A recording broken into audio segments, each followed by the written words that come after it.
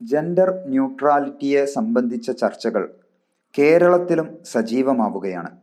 വിദ്യാലയങ്ങളിൽ വസ്ത്രം gender neutral ആവണം എന്ന ആശയം പലരും മുന്നോട്ട് വെക്കുന്നു. +2 വിദ്യാർത്ഥിനികൾ ആൺകുട്ടികളെപ്പോലെ പാൻറ്റും ഷർട്ടും തന്നെ യൂണിഫോമായി സ്വീകരിച്ചാൽ മതിയെന്ന് ബാലുശ്ശേരിയിലെ ഒരു സ്കൂൾ തീരുമാനിച്ചത് വിവാദമായിരിക്കുന്നു. ഈ സാഹചര്യത്തിൽ ഒരു മുസ്ലിമിൻ്റെ നിലപാടുകൾ എന്തായിരിക്കണം എന്ന് വിശദീകരിക്കാമോ?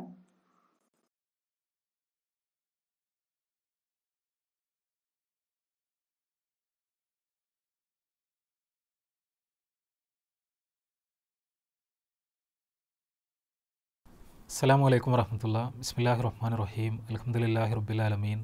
വസ്സലാത്തു വസ്സലാമു അലാ റസൂലിഹിൽ അമീൻ വഅലാ ആലിഹി വഅസ്ഹാബിഹി അജ്മഈൻ. അമ്മാ ബഅദ്. ജെൻഡർ ന്യൂട്രാലിറ്റി കേരളത്തിൻ്റെ സാംസ്കാരിക പൊതുമണ്ഡലത്തിൽ സജീവമായ ചർച്ചകൾക്ക് വിധേയമായിക്കൊണ്ടിരിക്കുകയാണ്. ചോദ്യത്തിൽ സൂചിപ്പിക്കപ്പെട്ടതുപോലെ കേരളത്തിലെ ചില വിദ്യാലയങ്ങളിൽ ലിംഗനിരപേക്ഷമായ യൂണിഫോം നടപ്പിലാക്കാൻ തീരുമാനിച്ചതുമായി ബന്ധപ്പെട്ട് ഈ ചർച്ചകൾ പുതിയ ദിശകൾ കൈവരിച്ചുകൊണ്ടിരിക്കുന്നു. സ്വാഭാവികമായും പടിഞ്ഞാറൻ നാടുകളിൽ, അമേരിക്കയിലും യൂറോപ്പിലുമെല്ലാം സമീപകാലത്തായി വളരെയധികം ചർച്ച ചെയ്യപ്പെട്ടുകൊണ്ടിരിക്കുന്ന ഒരാശയം എന്ന നിലക്ക് ആഗോളവൽക്കരണത്തിൻ്റെ കാലത്ത് കേരളത്തിൽ ഇതിൻ്റെ അനുരണനങ്ങൾ ഉണ്ടാവുക എന്നതും അതിൻ്റെ അടിസ്ഥാനത്തിലുള്ള സാമൂഹ്യമായ ഇടപെടലുകൾ സംഭവിക്കുക എന്നതും വളരെ സ്വാഭാവികമാണ്. ഇത്തരമൊരു അവസ്ഥയിൽ ഒരു മുസ്ലിം എന്ത് നിലപാടാണ് ഈ വിഷയത്തിൽ സ്വീകരിക്കേണ്ടത് എന്നതാണ് ചോദ്യം. ഇവിടെ അടിസ്ഥാനപരമായി കേരളത്തിലെ സ്ത്രീകൾ അല്ലെങ്കിൽ പെൺകുട്ടികൾ പരമ്പരാഗതമായി ഉപയോഗിച്ചു വരുന്ന വസ്ത്രങ്ങളാണോ അവർക്ക് ഏറ്റവും അനുയോജ്യമായത്? അതല്ല, അതിനേക്കാൾ മികച്ച വസ്ത്രധാരണ ശൈലി നമ്മൾ കണ്ടെത്തേണ്ടതുണ്ടോ? മുസ്ലിം പെണ്ണിനെ പാൻറ്റും ഷർട്ടും ധരിക്കാൻ ഇസ്ലാമിക ഫിഖ് യഥാർത്ഥത്തിൽ അനുവദിക്കുന്നുണ്ടോ? ലിംഗനിരപേക്ഷമായൊരു വസ്ത്ര സംസ്കാരം രൂപപ്പെടുത്തിയെടുക്കുന്നത് പെണ്ണിനെ അവരുടെ സോഷ്യൽ മൊബിലിറ്റിയെ കൂടുതൽ സഹായിക്കുമോ തുടങ്ങിയ ചോദ്യങ്ങളെയല്ല ഞാനിവിടെ അഭിമുഖീകരിക്കാൻ ശ്രമിക്കുന്നത്.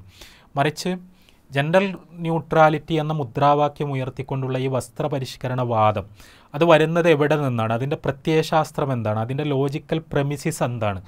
ഏത് തരം ന്യായങ്ങൾ അടിസ്ഥാനപ്പെടുത്തിക്കൊണ്ടാണ്, ഏത് തരം വീക്ഷണങ്ങൾ അടിസ്ഥാനപ്പെടുത്തിക്കൊണ്ടാണ് ഈ വാദങ്ങൾ മുന്നോട്ട് വെക്കപ്പെടുന്നത് എന്ന് സൂചിപ്പിക്കുകയും ആ വാദങ്ങളോടുള്ള അല്ലെങ്കിൽ ഈ ലോജിക്കൽ പ്രമിസസിനോടുള്ള ജെൻഡർ ന്യൂട്രാലിറ്റിയുടെ വെളിച്ചത്തിലുള്ള വസ്ത്രപരിഷ്കരണ വാദത്തിൻ്റെ യുക്തിപരമായ അടിത്തറകളോടുള്ള ഇസ്ലാമിൻ്റെ പ്രതികരണം എന്താണ്, ഇസ്ലാമിൻ്റെ വീക്ഷണം എന്താണ് എന്ന് മാത്രം സംക്ഷിപ്തമായി വിശദീകരിക്കുകയുമാണ് ഈ അവസരത്തിൽ ഞാൻ ഉദ്ദേശിക്കുന്നത്. അതുവഴി ഇത്തരം ഒരു സാമൂഹിക തരംഗത്തോട് ഏത് തരം നിലപാടാണ് മുസ്ലിം സ്വീകരിക്കേണ്ടത് എന്ന് വ്യക്തമാകുമെന്ന് ഞാൻ മനസ്സിലാക്കുന്നു. ഒന്നാമതായി, നമുക്കറിയാവുന്നതുപോലെ ഈ ജെൻഡർ ന്യൂട്രാലിറ്റി അല്ലെങ്കിൽ അതുമായി ബന്ധപ്പെട്ട ലിംഗനിരപേക്ഷമായ വസ്ത്ര സംസ്കാരത്തിനു വേണ്ടിയുള്ള വാദങ്ങൾ എല്ലാം രൂപപ്പെട്ടു വരുന്നത് അമേരിക്കയിലെ അല്ലെങ്കിൽ യൂറോപ്പിലെ ഒക്കെ സവിശേഷമായ ഒരു ചരിത്ര സന്ദർഭത്തിലാണ്. സെക്കൻഡ് വേവ് ഫെമിനിസം, അതേപോലെ സെക്ഷുവൽ റവല്യൂഷൻ പോലെയുള്ള അനുഭവങ്ങളിലൂടെ ആ പ്രദേശങ്ങൾ കടന്നുപോയതിൻ്റെ സ്വാഭാവികമായൊരു തുടർച്ച എന്ന നിലയിലാണ് ഇത്തരം ആശയങ്ങൾ അവതരിപ്പിക്കപ്പെട്ടത്. ഇവിടെ ഇതിൻ്റെ അടിത്തറകളായി നിലനിൽക്കുന്ന 5 പ്രമിസുകളെ അവയെ എടുത്തു പറഞ്ഞുകൊണ്ട് അവയോടുള്ള ഇസ്ലാമികമായ നിലപാട് ഞാൻ പറയാൻ ശ്രമിക്കാം. ഒന്ന്, ഈ തരം വാദങ്ങളെല്ലാം കടന്നു വരുന്നത് ലിംഗവ്യത്യാസത്തിൻ്റെ അടിസ്ഥാനത്തിൽ നിയമവ്യത്യാസമുണ്ടാകുന്നത് വിവേചനമാണ് എന്ന ഒരു വീക്ഷണമാണ് ഒന്നാമത്തെ പ്രമിസ് എന്നെനിക്ക് തോന്നുന്നു. ഇവിടെ 2 ലിംഗങ്ങൾ, സ്ത്രീയും പുരുഷനുമായിട്ടാണ് മനുഷ്യർ സൃഷ്ടിക്കപ്പെട്ടിരിക്കുന്നത് എന്നും ആ ലിംഗങ്ങൾക്ക് അവയുടേതായ ജൈവ സ്വത്വമുള്ളതുകൊണ്ട്, ജൈവ പ്രകൃതി ഉള്ളതുകൊണ്ട്, ശാരീരികവും മാനസികവുമായ സവിശേഷതകൾ ഉള്ളതുകൊണ്ട് സ്വാഭാവികമായും അവർക്ക് വ്യത്യസ്തമായ നിയമങ്ങൾ ആവശ്യമുള്ള സന്ദർഭങ്ങളും സാഹചര്യങ്ങളും ഉണ്ടാകാം എന്ന് പറയുന്നതിനെ ഇത് പാടെ നിരാകരിക്കുകയും സ്ത്രീകൾക്കും പുരുഷന്മാർക്കും വെവ്വേറെ നിയമങ്ങൾ ഉണ്ടാവുക എന്ന് പറയുന്നത് ലിംഗവിവേചനമാണ് എന്ന് ശക്തമായി വാദിക്കുകയും ചെയ്യുന്നു. ഈ വാദത്തോട് ഇസ്ലാം അടിസ്ഥാനപരമായി തന്നെ യോജിക്കുന്നില്ല എന്ന് നമുക്ക് കാണാൻ കഴിയും. സ്ത്രീക്കും പുരുഷനും വെവ്വേറെ നിയമങ്ങൾ ഇസ്ലാം നിർദ്ദേശിക്കുന്ന എത്രയോ സന്ദർഭങ്ങളുണ്ട്.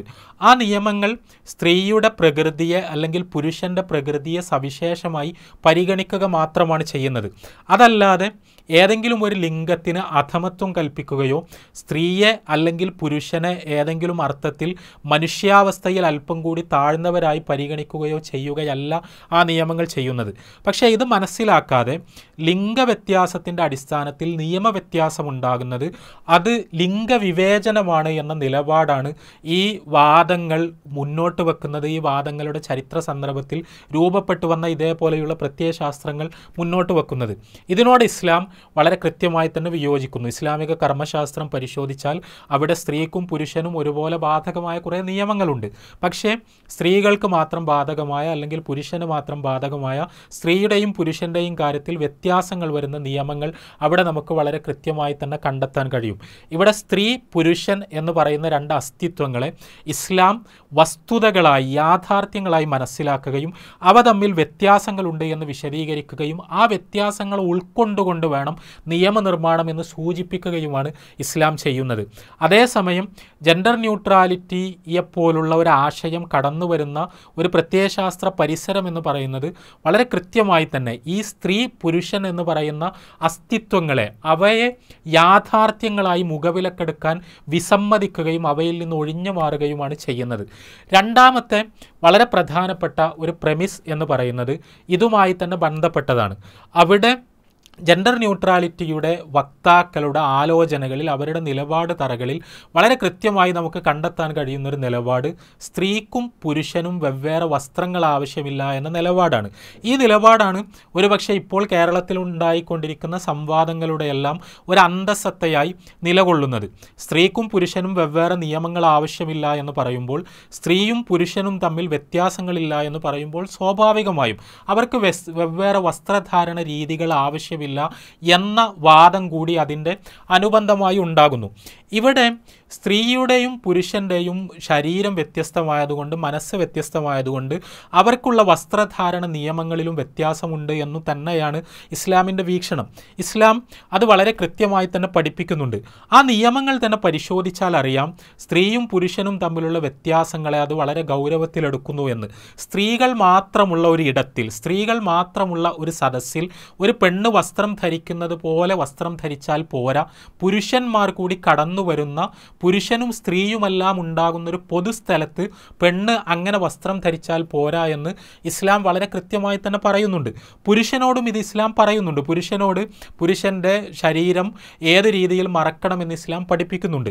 അവിടെ പുരുഷൻ ഒരു പൊതുസ്ഥലത്ത് നിർബന്ധമായും മറച്ചിരിക്കേണ്ട ശരീരത്തിൻ്റെ ഭാഗങ്ങളും സ്ത്രീ ഒരു പൊതുസ്ഥലത്ത് നിർബന്ധമായും മറച്ചിരിക്കേണ്ട ശരീരഭാഗങ്ങളും തമ്മിൽ ഇസ്ലാമിൽ അടിസ്ഥാനപരമായി തന്നെ വ്യത്യാസമുണ്ട്. ഇത് പരിശുദ്ധ ഖുർആനും തിരുസുന്നത്തും ഇസ്ലാമിക ചരിത്രവും പരിശോധിക്കുന്നവരെ സംബന്ധിച്ചിടത്തോളം വളരെ വ്യക്തമാണ്.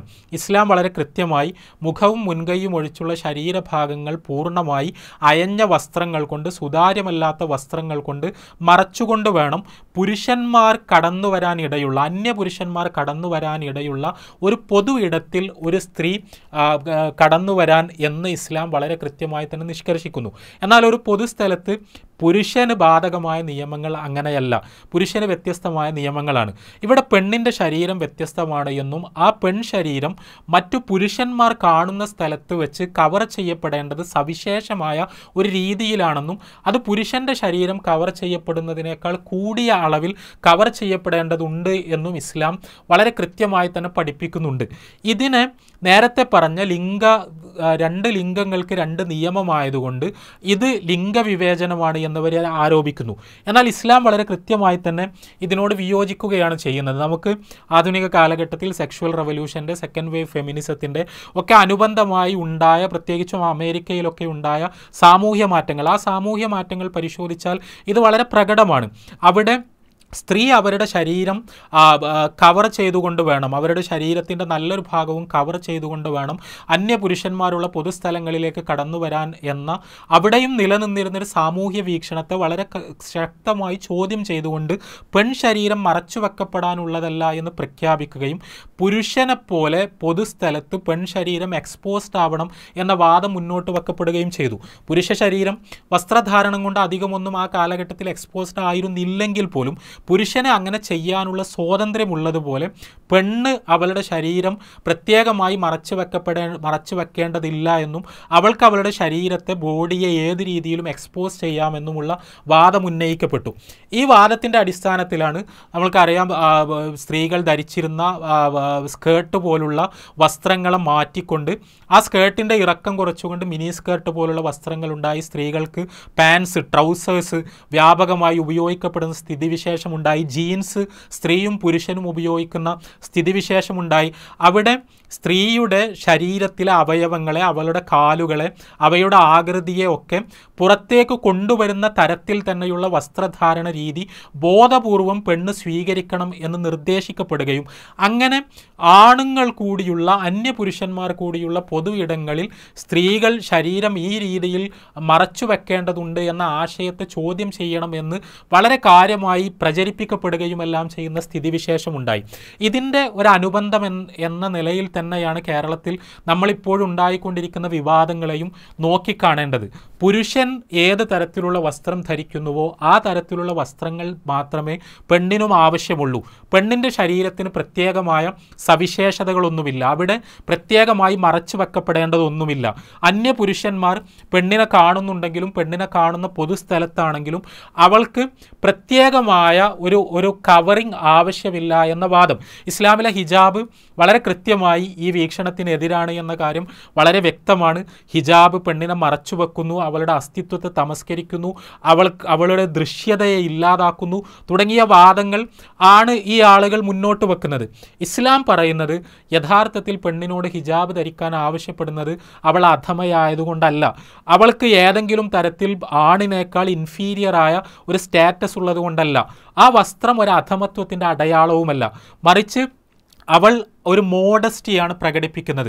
എൻ്റെ ശരീരം എനിക്കിഷ്ടമില്ലാത്ത ആളുകൾ, അന്യപുരുഷന്മാർ, അവൾ എൻ്റെ ശരീരം കാണേണ്ടതില്ല, എൻ്റെ ശരീരത്തിൻ്റെ ഇന്ന ഭാഗങ്ങൾ കാണേണ്ടതില്ല എന്ന നിലപാട് അവൾക്കുണ്ടാകണമെന്നാണ് ഇസ്ലാം പഠിപ്പിക്കുന്നത്. ഇത് ഈ ആളുകൾ സൂചിപ്പിക്കുന്നത് അവരുടെ വീക്ഷണത്തിൽ ലിംഗവിവേചനമാണ്. ഇവിടെയും ഇസ്ലാം വളരെ കൃത്യമായി തന്നെ അവരുടെ ലോജിക്കൽ പ്രമിസിനോട് വിയോജിക്കുന്നു. സ്ത്രീക്കും പുരുഷനും വ്യത്യസ്തങ്ങളായ രീതിയിലുള്ള വസ്ത്ര സംസ്കാരം ആവശ്യമുണ്ട് എന്നു തന്നെ ഇസ്ലാമിൻ്റെ വീക്ഷണം എന്ന് വളരെ കൃത്യമായി നമുക്ക് മനസ്സിലാക്കാൻ കഴിയും. മറ്റൊരു ലോജിക്കൽ പ്രമിസ്, മൂന്നാമത്തെ വളരെ പ്രധാനപ്പെട്ട ഇവരുടെ ഒരു ലോജിക്കൽ പ്രമിസ് എന്ന് പറയുന്നത് നേരത്തെ പറഞ്ഞ രണ്ട് കാര്യങ്ങളുമായി ബന്ധപ്പെട്ടത് തന്നെയാണ്. സ്ത്രീയും പുരുഷനും രണ്ട് വ്യത്യസ്ത അസ്തിത്വങ്ങളായതുകൊണ്ട്, വ്യത്യസ്ത ശരീരവും വ്യത്യസ്ത മനസ്സും അവർക്കുള്ളതുകൊണ്ട് അവരുടെ ലൈംഗികത എന്ന് പറയുന്നത് പരസ്പരം ആകർഷിക്കുന്ന രീതിയിലായതുകൊണ്ട് ജെൻഡർ സെഗ്രഗേഷൻ അനിവാര്യമാകുന്ന സന്ദർഭങ്ങളുണ്ട് എന്ന് ഇസ്ലാം പറയുന്നു. എന്നാൽ ഇവർ നിൽക്കുന്ന ലോജിക്കൽ പ്രമിസ് എന്ന് പറയുന്നത് ജെൻഡർ സെഗ്രഗേഷനും ഡിസ്ക്രിമിനേഷനാണ് എന്ന വാദമാണ്. ലിംഗങ്ങൾ പ്രത്യേക സ്പേസ് ഉണ്ടാകുന്നത്, സ്ത്രീയും പുരുഷനും ഇടകലരാൻ പാടില്ലാത്ത പ്രത്യേക സ്പേസുകൾ ഉണ്ടാകുന്നത്, ജെൻഡർ സ്പെസിഫിക്കായ സ്പേസുകൾ ഉണ്ടാകുന്നത്, അതും ലിംഗവിവേചനമാണ്, ലിംഗപരമായ അനീതിയാണ് എന്നിവരെ സൂചിപ്പിക്കാൻ ശ്രമിക്കുന്നു. നമ്മുടെ ലോക ചരിത്രത്തിൽ പലതരത്തിലുള്ള ഡിസ്ക്രിമിനേഷൻസ് ഉണ്ടായിട്ടുണ്ട്, റേഷ്യൽ ഡിസ്ക്രിമിനേഷനുകൾ ഉണ്ടായിട്ടുണ്ട്. അതിൻ്റെ അടിസ്ഥാനത്തിൽ സെഗ്രഗേഷൻസ് ഉണ്ടായിട്ടുണ്ട്. നിർബന്ധിതമായി കറുത്തവരും വെളുത്തവരും കൂടിക്കലരാതിരിക്കാൻ വേണ്ടിയുള്ള സെഗ്രഗേഷൻസ് ഉണ്ടായിട്ടുണ്ട്. ഇന്ത്യയിൽ ജാതിയുടെ അടിസ്ഥാനത്തിൽ താഴ്ന്ന ജാതിക്കാർ ഉയർന്ന ജാതിക്കാരുടെ അടുത്തേക്ക് കടന്നു വരുന്നത് നിരാകരിച്ചുകൊണ്ടുള്ള, അത് അവരുടെ ശരീരത്തെ അശുദ്ധമാക്കും, മലിനമാക്കും എന്ന തരത്തിലുള്ള സെഗ്രഗേഷൻസ് ഉണ്ടായിട്ടുണ്ട്. അവയുടെ മാതൃകയിലുള്ള വിവേചനപരമായ അനീതി നിറഞ്ഞ മനുഷ്യർക്കിടയിൽ അസമത്വം കൽപ്പിക്കുന്ന ഒരു സെഗ്രഗേഷനാണ് ജെൻഡർ സെഗ്രഗേഷനും എന്നാണ് ഇവർ പറഞ്ഞു വെക്കാൻ ശ്രമിക്കുന്നത്. ഇവിടെ നമ്മുടെ സംസ്കാരത്തിൻ്റെ ഭാഗമായി, പാരമ്പര്യത്തിൻ്റെ ഭാഗമായി പെൺവിരുദ്ധമായ, പെണ്ണിനെ ചൂഷണം ചെയ്യുന്ന, പെണ്ണിനെ അടിച്ചമർത്തുന്ന പലതരം ഘടകങ്ങൾ നമ്മളുടെ പാരമ്പര്യത്തിലും നമ്മുടെ സംസ്കാരത്തിലുമൊക്കെ നിലീനമായി കിടക്കുന്നുണ്ട് എന്ന വസ്തുതയെ, അതിൽ നിന്ന് നമ്മൾ പുറത്ത് കിടക്കേണ്ടതുണ്ട് എന്ന വസ്തുതയെ ഇവിടെ ആരും നിരാകരിക്കുന്നില്ല, നിഷേധിക്കുന്നില്ല. പക്ഷേ അതിൽ നിന്ന് പെണ്ണിനും ആണിനും പ്രത്യേകമായ നിയമങ്ങൾ ഉണ്ടാക്കുന്ന എല്ലാ സന്ദർഭങ്ങളും വിവേചനപരമാണ് എന്ന് വാദിക്കുമ്പോഴാണ് പ്രശ്നം. ഇവിടെയും ഈ സെഗ്രഗേഷന്, ജെൻഡർ സെഗ്രഗേഷന്, ഇസ്ലാം ഒക്കെ ഉത്ബോധിപ്പിക്കുന്ന ജെൻഡർ സെഗ്രഗേഷന് വിവേചനം എന്ന് മുദ്ര കുത്തുന്ന സമയത്ത് ഇസ്ലാം പറയുന്ന ഈ സെഗ്രഗേഷൻ്റെ ലോജിക്ക് ഇവർക്ക് പൂർണ്ണമായി മനസ്സിലാകുന്നില്ല എന്നതാണ് യാഥാർത്ഥ്യം. നേരത്തെ ഞാൻ സൂചിപ്പിച്ചതുപോലെ പെണ്ണ് അധമയായതുകൊണ്ടോ ആണിന് പെണ്ണിനേക്കാൾ സവിശേഷമായ ഔന്നത്യമുള്ളതുകൊണ്ടോ പെണ്ണിൻ്റെ സാന്നിധ്യം ആണിനെ ഏതെങ്കിലും അർത്ഥത്തിൽ അശുദ്ധനാക്കും എന്നതുകൊണ്ടോ ഒന്നുമല്ല ഇസ്ലാം ജെൻഡർ സെഗ്രഗേഷൻ ആവശ്യപ്പെടുന്നത്. മറിച്ച് സ്ത്രീക്കും പുരുഷനും ഇടയിലുള്ള ലൈംഗിക ആകർഷണം എന്ന ജീവശാസ്ത്രപരമായ സത്യത്തെ മുഖവിലക്കെടുത്തുകൊണ്ട് അതിനെ ഉൾക്കൊണ്ടുകൊണ്ട് വളരെ കൃത്യമായി ഇസ്ലാമിനെ സംബന്ധിച്ചിടത്തോളം ലൈംഗികത, സ്ത്രീയും പുരുഷനും തമ്മിലുള്ള ലൈംഗികത എന്ന് പറയുന്നത് വിവാഹത്തിനുള്ളിൽ മാത്രം സംഭവിക്കേണ്ട ഒരു കാര്യമായതുകൊണ്ടും ആ സ്ത്രീ പുരുഷ ലൈംഗികത വിവാഹത്തിനുള്ളിൽ മാത്രം സംഭവിക്കേണ്ടതെന്ന് പറയുമ്പോൾ സെക്ഷൽ ഇൻ്റർകോഴ്സ് മാത്രമല്ല, സ്ത്രീയും പുരുഷനും തമ്മിലുള്ള എല്ലാ ലൈംഗികാസ്വാദനങ്ങളും വിവാഹത്തിനുള്ളിൽ മാത്രമാണ് നടക്കേണ്ടത് എന്നതാണ് ഇസ്ലാമിൻ്റെ വീക്ഷണം. അതുകൊണ്ട് തന്നെ ലൈംഗികമായ വിനിമയങ്ങൾക്ക് ഈ രണ്ട് ജെൻഡറുകൾ തമ്മിൽ സാധ്യതയുള്ളതുകൊണ്ട് രണ്ട് പുരുഷന്മാർ തമ്മിൽ ഇടപഴകുന്നത് പോലെ അല്ലെങ്കിൽ രണ്ട് സ്ത്രീകൾ തമ്മിൽ ഇടപഴകുന്നത് പോലെ ഓപ്പോസിറ്റ് ജെൻഡേഴ്സ് സ്ത്രീയും പുരുഷനും തമ്മിൽ ഇടപഴകിക്കൂടാ എന്നും അന്യപുരുഷന്മാരും സ്ത്രീകളും പരസ്പരം സ്പർശിച്ചുകൂടാ എന്നുമെല്ലാമുള്ള നിയമങ്ങൾ വളരെ കൃത്യമായി തന്നെ ഇസ്ലാം പഠിപ്പിക്കുന്നുണ്ട്. നമ്മൾ ഇസ്ലാമിക കർമ്മശാസ്ത്രം പരിശോധിച്ചാൽ പള്ളി ഏറ്റവും നല്ല ഉദാഹരണമാണ്. പള്ളിയിൽ മുസ്ലിങ്ങൾ അണിയണിയായി നിന്നുകൊണ്ടാണ് നമസ്കരിക്കുക എന്ന് പൊതുവിൽ എല്ലാവർക്കും അറിയാം. അവിടെ പുരുഷന്മാരുടെ അണിയിൽ സ്ത്രീകളില്ല. സ്ത്രീകളും പുരുഷന്മാരും ഇടകലർന്ന് അണി നിൽക്കുന്ന, സ്വഫ് നിൽക്കുന്ന സമ്പ്രദായം ഇസ്ലാമികമായി അംഗീകരിക്കപ്പെടുന്നതല്ല. പുരുഷന്മാർ ഇമാമിന് പിന്നിൽ മുന്നിൽ നിൽക്കുകയും സ്ത്രീകൾ വേറെ അണിയായി പിന്നിൽ നിൽക്കുകയും ചെയ്യുക എന്ന ഇസ്ലാമികമായ രീതി, ഈ ഇടകലരലിനെ ഇസ്ലാം അംഗീകരിക്കാത്ത ഒരുപാട് സന്ദർഭങ്ങളിൽ ഒന്നിൻ്റെ ഒരു ഉദാഹരണമാണ്, വളരെ പ്രകടമായ ഉദാഹരണമാണ്. ഇതേപോലെയുള്ള ജെൻഡർ സെഗ്രഗേഷൻ ഇസ്ലാം ആവശ്യപ്പെടുന്ന കുറേയേറെ രംഗങ്ങൾ ഉണ്ട് എന്ന് നമുക്ക് കാണാൻ കഴിയും. എന്നാൽ ഇവിടെ ഈ വീക്ഷണങ്ങൾ, ഈ ലോകവീക്ഷണങ്ങൾ മുറുകെ പിടിക്കുന്നവരെ സംബന്ധിച്ചിടത്തോളം ജെൻഡർ സെഗ്രഗേഷൻ ഡിസ്ക്രിമിനേഷനാണ് എന്നവർ വാദിക്കുകയും സ്ത്രീ പുരുഷൻ എന്ന നിലക്ക് വേർതിരിഞ്ഞിരിക്കേണ്ട ഒരു സന്ദർഭവുമില്ല എന്നവർ പറയുകയും രണ്ട് പുരുഷന്മാർ തമ്മിൽ ഇടപഴകുന്നത് പോലെ തന്നെ രണ്ട് സ്ത്രീകൾക്കും ഒരു പുരുഷനും ഒരു സ്ത്രീക്കും എല്ലാ അർത്ഥത്തിലും ഇടപഴകാം എന്ന് അവർ പ്രചരിപ്പിക്കുകയും എല്ലാം ചെയ്യുന്നു. എങ്ങനെയാണ് യൂണിസെക്സ് എന്ന് പറയുന്ന ആശയം ഉണ്ടാകുന്നത്? നമ്മുടെ നാട്ടിലെ പലതും ടോയ്ലറ്റുകൾ, വാഷ്റൂമുകൾ ഒരു ഉദാഹരണമാണ്. അവിടെ സ്ത്രീകൾക്കും പുരുഷനും വെവ്വേറെ വാഷ്റൂമുകൾ ആവശ്യമില്ല. അത് യൂണിസെക്സ്, ആർക്കും കടന്നു ചെല്ലാവുന്ന തരത്തിലുള്ള വാഷ്റൂം സംവിധാനങ്ങളാണ് നമുക്ക് ആവശ്യം. കാരണം ഈ രീതിയിൽ സ്ത്രീക്കും പുരുഷനും വേറെ വേറെ ടോയ്ലറ്റുകൾ ഉണ്ടാക്കുന്നത് അത് ജെൻഡർ സെഗ്രഗേഷനാണ്, അത് ഡിസ്ക്രിമിനേഷനാണ്, അത് ലിംഗപരമായ വേർതിരിവുകളെ ശാശ്വതീകരിക്കുകയാണ് എന്ന് വാദിച്ചുകൊണ്ട് ഈ തരത്തിലുള്ള വാഷ്റൂമുകൾക്ക് വേണ്ടിയുള്ള മുറവിളികൾ ഉയരുന്നു. ഞാനൊരു ഉദാഹരണം പറഞ്ഞതാണ്. നമ്മുടെ നാട്ടിൽ തന്നെ ഈ സ്ത്രീക്കും പുരുഷനും വെവ്വേറെ വസ്ത്രങ്ങൾ ആവശ്യമില്ല എന്ന് വാദിക്കുന്നത് യഥാർത്ഥത്തിൽ സ്ത്രീയും പുരുഷനും തമ്മിൽ വ്യത്യാസങ്ങളൊന്നുമില്ല എന്ന് പഠിപ്പിക്കാൻ വേണ്ടിയാണ്. കുട്ടികളെ സംബന്ധിച്ചിടത്തോളം തീർച്ചയായും വസ്ത്രം എന്ന് പറയുന്നത് ആണിനെയും പെണ്ണിനെയും വേർതിരിക്കുന്ന വളരെ പ്രധാനപ്പെട്ട പ്രകടമായ ഒരു അവരുടെ ജെൻഡറിനെ ഡിനോട്ട് ചെയ്യുന്ന ഒരു കോഡാണ്. അവിടെ സ്ത്രീക്ക് വേറെ വസ്ത്രം, പുരുഷൻ വേറെ വസ്ത്രം എന്ന് പറയുമ്പോൾ ആണും പെണ്ണും തമ്മിൽ വ്യത്യാസങ്ങളുണ്ട് എന്നൊരു ധാരണ കുട്ടിയിൽ വളരെ കൃത്യമായി വേരുറക്കുന്നു. ഈ ധാരണ വളരെ പ്രകൃതിപരമാണ്. സ്ത്രീയും പുരുഷനും തമ്മിൽ എത്രയോ വ്യത്യാസങ്ങളുണ്ട് എന്ന് ഏതു മനുഷ്യനും അറിയാം. പക്ഷേ അതിനെ മറച്ചു വെക്കുന്ന തരത്തിൽ വസ്ത്രം ഏകീകൃത ഭാവത്തിലേക്ക് കൊണ്ടുവന്നാൽ, രണ്ടു കൂട്ടരും ഒരേ തരത്തിലുള്ള വസ്ത്രങ്ങൾ ധരിച്ചാൽ ഇവർ തമ്മിൽ വ്യത്യാസങ്ങളുണ്ട് എന്ന ധാരണ ഇല്ലാതാക്കാൻ കഴിയുമെന്നും അങ്ങനെ ജെൻഡർ സെഗ്രഗേഷനെ പൂർണ്ണമായി അവസാനിപ്പിക്കണമെന്നും ആണ് ഇവരുടെ വാദം. അതിൻ്റെ അടിസ്ഥാനത്തിൽ നമ്മുടെ വിദ്യാലയങ്ങളിൽ, കോളേജുകളിൽ, സ്കൂളുകളിലൊക്കെ ഇപ്പോൾ രണ്ട് വശങ്ങളിലായി സാധാരണ നിലയിൽ പുരുഷന്മാർ, ആൺകുട്ടികൾ ഒരു വശത്തും പെൺകുട്ടികൾ മറ്റൊരു വശത്തുമായിട്ടാണ് ഇരിക്കുന്നത്. അത് മാറ്റി എല്ലാ ബെഞ്ചുകളിലും സ്ത്രീകളും പുരുഷന്മാരും തൊട്ടടുത്ത് ഇടകലർന്നിരിക്കുന്ന ഒരു ക്ലാസ് റൂം സംസ്കാരത്തിലേക്ക് നമ്മൾ പ്രവേശിക്കേണ്ടതുണ്ട് എന്ന് പറയുന്ന രീതിയിലാണ് ഇവരുടെ വീക്ഷണം. ഇവരുടെ ഒരു പ്രമിസിൽ നിൽക്കുമ്പോൾ അവർക്ക് അങ്ങനെ പറയാൻ കഴിയൂ. എന്നാൽ ഇസ്ലാം വളരെ കൃത്യമായി തന്നെ ഈ പ്രമിസിനോട് വിയോജിക്കുകയും ജെൻഡർ സെഗ്രഗേഷൻ ആവശ്യമായ അനിവാര്യമായ സന്ദർഭങ്ങൾ ഉണ്ട് എന്ന് പറയുകയും ആ സന്ദർഭങ്ങൾ യഥാർത്ഥത്തിൽ പെണ്ണിനെ ആദരിക്കുന്നതിൻ്റെ അവളുടെ വ്യക്തിത്വത്തിന് മാനിക്കുന്നതിൻ്റെ എല്ലാം ഭാഗമാണ് എന്ന് സൂചിപ്പിക്കുകയും ചെയ്യുന്നുണ്ട് എന്നതാണ് യാഥാർത്ഥ്യം. ഇതേപോലെ ഈ വസ്ത്രപരിഷ്കരണവാദത്തിൻ്റെ ജെൻഡർ ന്യൂട്രാലിറ്റിയുടെ മറ്റൊരു പ്രമിസ് എന്ന് പറയുന്നത് ജെൻഡർ യഥാർത്ഥത്തിൽ വളരെ ഫ്ലൂയിഡായ ഒരു കാറ്റഗറിയാണ് എന്ന വീക്ഷണമാണ്. സ്ത്രീ പുരുഷൻ എന്ന് പറയുന്ന രണ്ട് സ്വത്വങ്ങളായിട്ടാണ് പ്രപഞ്ചത്തിൻ്റെ സൃഷ്ടാവ് മനുഷ്യരാശിയെ സൃഷ്ടിച്ചത് എന്ന വസ്തുതയെ, വളരെ അടിസ്ഥാനപരമായ പ്രകൃതി യാഥാർത്ഥ്യത്തെ നിഷേധിക്കുകയും തിരസ്കരിക്കുകയും യഥാർത്ഥത്തിൽ ഇവിടെ പെണ്ണത്തം എന്ന് പറയുന്നത്, യഥാർത്ഥത്തിൽ ഈ സെക്സ് എന്നതിനോട് അനുബന്ധമായി നമ്മളിന്ന് വ്യാപകമായി ചർച്ച ചെയ്തുകൊണ്ടിരിക്കുന്ന ജെൻഡർ എന്ന് പറയുന്ന കോൺസെപ്റ്റ് രൂപപ്പെടുന്നത് 1950കളിലാണ്. സ്ത്രീയും പുരുഷനും തമ്മിൽ പ്രകൃതിപരമായി ജീവശാസ്ത്രപരമായി വ്യത്യാസങ്ങളുണ്ടെങ്കിലും ആ ലിംഗ വ്യത്യാസത്തിൻ്റെ അടിസ്ഥാനത്തിൽ അവരുടെ പെരുമാറ്റത്തിലോ അവരുടെ സ്വഭാവങ്ങളിലോ വ്യത്യാസങ്ങളൊന്നും ഇല്ല എന്നും അത് മനുഷ്യർ അവരുടെ അപ്ബ്രിങ്ങിങ്ങിൻ്റെ ഭാഗമായി ഗേളിംഗ് എന്ന പ്രയോഗമുണ്ടായി.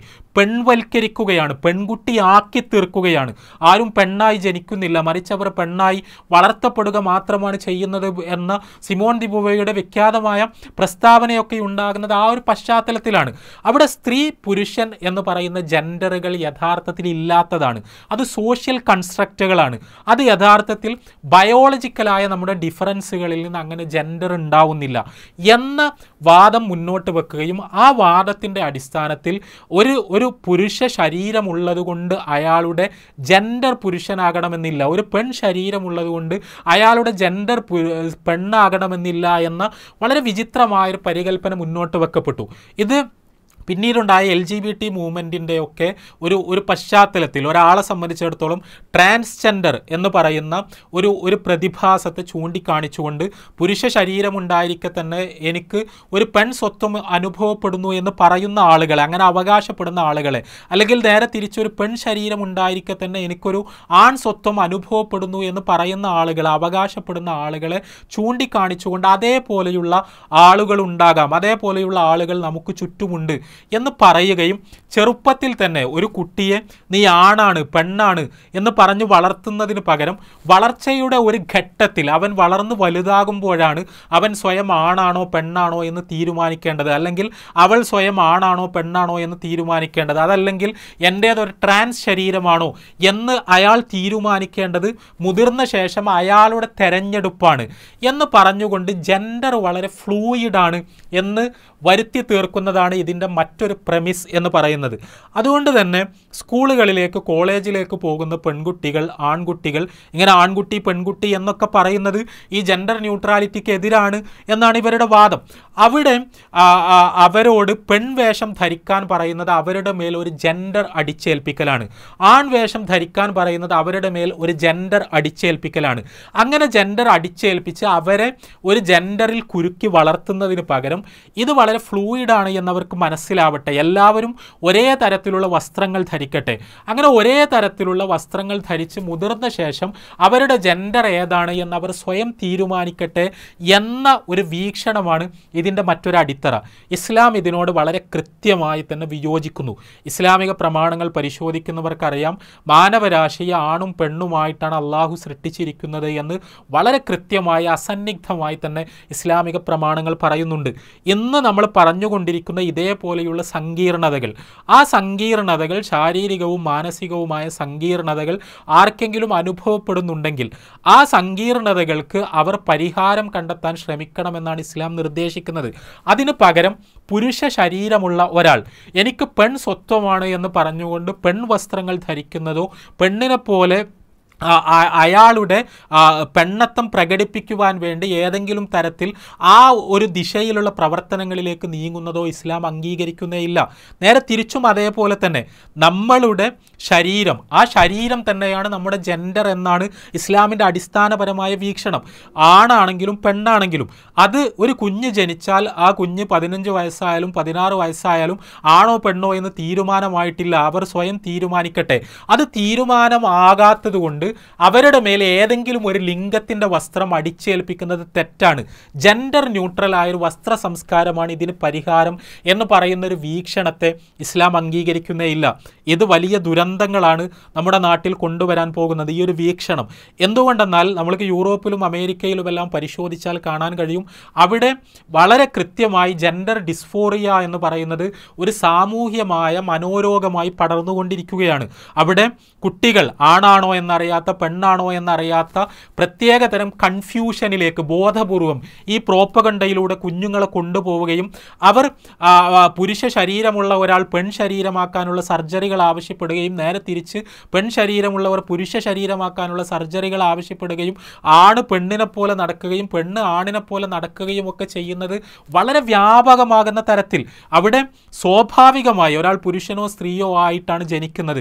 ഇത്തരം സങ്കീർണതകൾ, മനോവ്യതിയാനങ്ങൾ അത് വളരെ അപൂർവമാണ് എന്ന വസ്തുതയെ മറച്ചു വെച്ചുകൊണ്ട് അതിനെ സ്വാഭാവികവൽക്കരിച്ച് ഒരാൾ ആണോ പെണ്ണോ ട്രാൻസ്ജെൻഡറോ ആകുന്നത് സ്വാഭാവികമായ സാധ്യതകളാണ് എന്ന് വരുത്തി തീർക്കുന്ന വിധത്തിൽ നമ്മുടെ സൊസൈറ്റിയെ, നമ്മുടെ സംസ്കാരത്തെ കൊണ്ടുപോവുക എന്ന ദൗത്യം കൂടിയാണ് തീർച്ചയായും ഈ പരിഷ്കാരങ്ങൾ കൊണ്ടുവരാൻ പോകുന്നത്. ഇസ്ലാം ഇവിടെയും ഈ ഒരു വീക്ഷണത്തോട്, ഈ ഒരു നിലപാട് തറയോട് ഇസ്ലാം വളരെ കൃത്യമായി വിയോജിക്കുകയും രണ്ട് ജെൻഡറുകളാണ് അടിസ്ഥാനപരമായി ഉള്ളത് എന്ന് പറയുകയും ആ ജെൻഡറുകൾ വളരെ കോൺക്രീറ്റ് ആണ്, അത് സാധാരണ നിലയിൽ അയാളുടെ ശരീരത്തിന് അനുരൂപകമാണ് എന്ന് സൂചിപ്പിക്കുകയുമാണ് ഇസ്ലാം ചെയ്യുന്നത്. അഞ്ചാമത്തെ പ്രമിസ് ഞാൻ സൂചിപ്പിക്കുവാൻ ആഗ്രഹിക്കുന്നത് ഇതിൻ്റെ എല്ലാം ഒരു സംഗ്രഹമാണ്.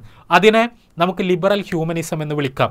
ലിബറൽ ഹ്യൂമനിസം എന്ന് പറയുന്നത് ഉദാര വ്യക്തിവാദം എന്ന് സാമാന്യമായി മലയാളത്തിലേക്ക് പരിഭാഷപ്പെടുത്തപ്പെടുന്ന ആശയം. ഒരാളുടെ, ഒരു വ്യക്തിയുടെ സ്വാതന്ത്ര്യം പരമമാണ്. അത് പരമമായതുകൊണ്ട് തന്നെ അയാൾ എന്ത് വസ്ത്രം ധരിക്കണം എന്നത് അയാളുടെ മാത്രം തെരഞ്ഞെടുപ്പാണ്. പുരുഷന് അവരുടേതായ വസ്ത്രങ്ങൾ, പെണ്ണിന് അവരുടേതായ വസ്ത്രങ്ങൾ ഇങ്ങനെയില്ല. അവിടെ ഒരു പുരുഷനെ സംബന്ധിച്ചിടത്തോളം പെൺവസ്ത്രങ്ങൾ സ്വീകരിക്കാൻ അയാൾക്ക് ഇഷ്ടമുണ്ടെങ്കിൽ അത്തരം വസ്ത്രങ്ങൾ സ്വീകരിക്കാം. ഒരു പെണ്ണിനെ സംബന്ധിച്ചിടത്തോളം വസ്ത്രങ്ങൾ സ്വീകരിക്കാൻ അയാൾക്ക് ഇഷ്ടമുണ്ടെങ്കിൽ അത്തരം വസ്ത്രങ്ങൾ അയാൾ സ്വീകരിക്കാം. ഒരു പെണ്ണിനെ സംബന്ധിച്ചിടത്തോളം അവരുടെ ബോഡി എത്ര ഭാഗം എക്സ്പോസ് ചെയ്യണം, എങ്ങനെ കവർ ചെയ്യണം, അത് ടൈറ്റ് ആവണോ ലൂസ് ആവണോ, ഇതൊക്കെ അവരുടെ മാത്രം തെരഞ്ഞെടുപ്പാണ്. പുരുഷനെ സംബന്ധിച്ചിടത്തോളം ആണെങ്കിലും ഇത് അയാളുടെ മാത്രം തെരഞ്ഞെടുപ്പാണ്. മറ്റൊരാൾ കടന്നു വന്നുകൊണ്ട് അതിൽ അഭിപ്രായം പറയുന്നത്, നിർദ്ദേശങ്ങൾ നൽകുന്നത് അത് അയാളുടെ വ്യക്തി സ്വാതന്ത്ര്യത്തിലുള്ള കൈകടത്തലാണ് എന്നതാണ് ലിബറൽ ഹ്യൂമനിസത്തിൻ്റെ അന്തസത്ത എന്ന് പറയുന്നത്. ഇതിനോടും ഇസ്ലാം വളരെ മൗലികമായി തന്നെ വിയോജിക്കുന്നു. അവിടെ ഇസ്ലാം വളരെ കൃത്യമായി പറയുക, നമ്മൾ അള്ളാഹുവിൻ്റെ അടിമകളാണ്. നമുക്ക് വേണ്ടിയുള്ള നിയമനിർദ്ദേശങ്ങൾ അള്ളാഹുവാണ് അവതരിപ്പിച്ച് തന്നിരിക്കുന്നത്. ആ നിയമനിർദ്ദേശങ്ങൾ പാലിക്കുവാൻ നമ്മൾ ബാധ്യസ്ഥരാണ്. ആ നിയമനിർദ്ദേശങ്ങൾക്ക്, വിധിവിലക്കുകൾക്ക് നമ്മുടെ ജീവിതത്തെ വിധേയപ്പെടുത്തുക. കാരണം എന്താണ് നന്മ എന്നോ, എന്താണ് തിന്മ എന്നോ, എന്താണ് ധർമ്മമെന്നോ, എന്താണ് അധർമ്മമെന്നോ നമ്മൾക്ക് കൃത്യമായി തിരിച്ചറിയാൻ നമ്മൾ അതിൻ്റെ എല്ലാ വിശദാംശങ്ങളോടെയും വ്യവച്ഛേദിക്കുമ്പോൾ നമുക്ക് അബദ്ധങ്ങൾ സംഭവിക്കും. അതുകൊണ്ട് തന്നെ നമുക്ക് ശരി എന്ന് തോന്നുന്ന പല കാര്യങ്ങളും യഥാർത്ഥത്തിൽ തെറ്റായിരിക്കും. അവിടെ അത് നമ്മളെ വലിയ ദുരന്തങ്ങളിലേക്ക് നയിക്കും. അവിടെ നമ്മുടെ ദേഹേച്ഛകളെ അന്ധമായി വിഗ്രഹവൽക്കരിക്കുകയോ പിന്തുടരുകയോ ചെയ്യുന്നതിന് പകരം നമുക്ക് മുകളിലുള്ള, നമ്മൾക്ക് മാർഗദർശനം നൽകുന്ന അള്ളാഹുവിൻ്റെ വിധിവിലക്കുകൾക്കനുസരിച്ച് നമ്മുടെ ജീവിതത്തെ ക്രമീകരിക്കുകയും നിയന്ത്രിക്കുകയുമാണ് ചെയ്യേണ്ടത് ഒരു മുസ്ലിം എന്നാണ് ഇസ്ലാമിൻ്റെ വീക്ഷണം. ഞാനിവിടെ സൂചിപ്പിക്കുന്നത് ഇപ്പോൾ നടന്നുകൊണ്ടിരിക്കുന്ന ജെൻഡർ ന്യൂട്രാലിറ്റിയുമായി ബന്ധപ്പെട്ട, വസ്ത്രപരിഷ്കരണവുമായി ബന്ധപ്പെട്ട് കേരളത്തിൽ ഉയർന്നുകൊണ്ടിരിക്കുന്ന പുതിയ വാദങ്ങളുടെ പ്രധാനപ്പെട്ട 5 പ്രമിസുകളെക്കുറിച്ചാണ് ഞാൻ പറഞ്ഞത്. ഈ 5 പ്രമിസുകളോടും ഇസ്ലാം ആശയപരമായി വിയോജിക്കുന്നു, താത്വികമായി വിയോജിക്കുന്നു. അവിടെ ഏതെങ്കിലും ഒരു പർട്ടിക്കുലർ ഡ്രസ്സിങ് സ്റ്റൈലിൻ്റെ ശരിതെറ്റുകളെക്കുറിച്ചല്ല ഞാൻ സൂചിപ്പിക്കുന്നത്. മറിച്ച് ഇസ്ലാം താത്വികമായി തന്നെ ഈ നിലപാട് തറകളോട് വിയോജിക്കുന്നത് കൊണ്ട് ഈ ആവശ്യങ്ങൾ ഉന്നയിച്ചുകൊണ്ടുണ്ടാകുന്ന ഈ സാമൂഹിക തരംഗത്തോട് ഇസ്ലാം അടിസ്ഥാനപരമായി വിയോജിക്കുകയാണ് ചെയ്യുന്നത് എന്ന കാര്യം വളരെ വ്യക്തമാണ്. ഇവിടെ മുസ്ലിങ്ങളെ സംബന്ധിച്ചിടത്തോളം അവർ വളരെ കൃത്യമായി മനസ്സിലാക്കേണ്ടത് ലോകത്തിൻ്റെ ഒരു സാംസ്കാരിക ക്രമം ഈ ഒരു ദിശയിലേക്കാണ് പോകുന്നത് എന്ന കാര്യം വളരെ വ്യക്തമാണ്. അത് സ്വാഭാവികവുമാണ്.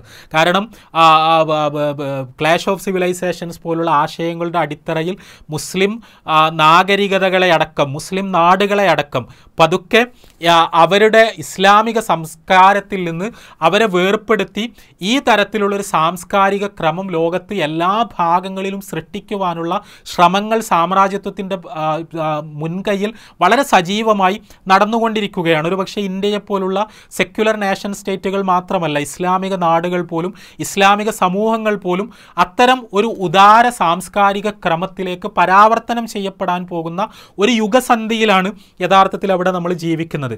അവിടെ സിസ്റ്റം എങ്ങനെയൊക്കെ മാറി മറഞ്ഞാലും, നമ്മുടെ സാമൂഹ്യ ക്രമം എങ്ങനെയൊക്കെ മാറി മറഞ്ഞാലും, ഒരു വ്യക്തി എന്ന നിലക്ക് ഇസ്ലാമിക ധാർമ്മികതയെ ഉയർത്തിപ്പിടിച്ചുകൊണ്ട് ജീവിക്കുവാനുള്ള, അതിൽ യഥാർത്ഥത്തിൽ എന്താണ് ഇസ്ലാം പഠിപ്പിക്കുന്നത് എന്ന് കൃത്യമായി മനസ്സിലാക്കി അതിൽ അടിയുറച്ച് നിൽക്കുവാനുള്ള വിദ്യാഭ്യാസമാണ് യഥാർത്ഥത്തിൽ മുസ്ലിം സമുദായത്തിന് ഈ സമയത്ത് ഏറ്റവും ആവശ്യമായി ലഭിക്കേണ്ടത് എന്നാണ് ഞാൻ മനസ്സിലാക്കുന്നത്.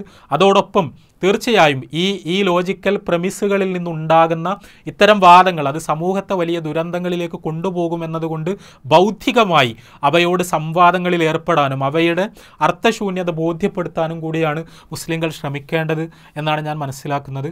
അസ്സലാമു അലൈക്കും വറഹ്മത്തുള്ളാഹി.